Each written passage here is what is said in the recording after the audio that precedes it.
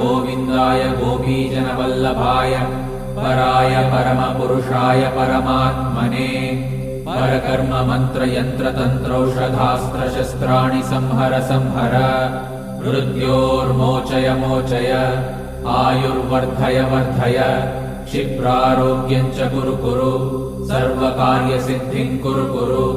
ॐ नमो भगवते महासुदर्शनाय दीप्त्रे ज्वाला परिवृताय सर्वारिष्टविनाशाय सर्वसम्पत्कराय सर्वदिक्शोभनकराय सहस्रज्वालाय परमात्मने परब्रह्मणे परञ्ज्योतिषे हुं फट् स्वाहा। ॐ श्री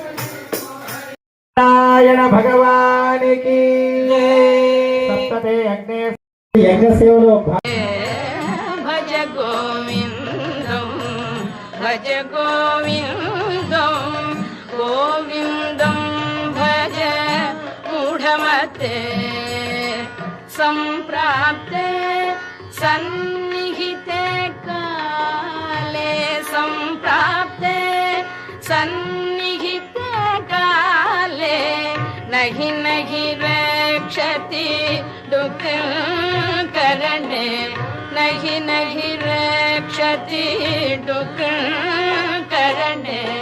भज गोविंदं भज गोविंदं गोविंदं भज मूढ़मते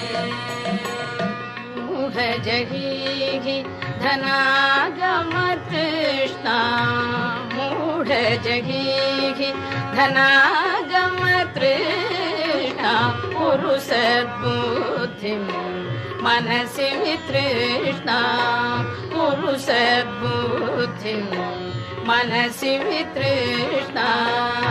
यल्लभसे निज कर्मोपातं यल्लभसे निज कर्मोपातं वित्तं तेन विनोदय चित्तं। भज गोविंदं भज गोविंदं गोविंदं भज मूढ़मते यावत्वित्तोपार्जन शक्तः तावत् निज परिवारो रतः यावत्वित्तोपार्जन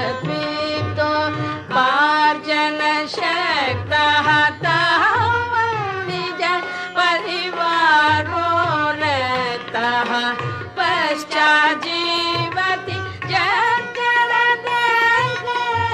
पश्चाज्जीवति जर्जरदेह वार्ता कोऽपि न पृच्छति गेहे वार्ता कोऽपि न पृच्छति गेहे।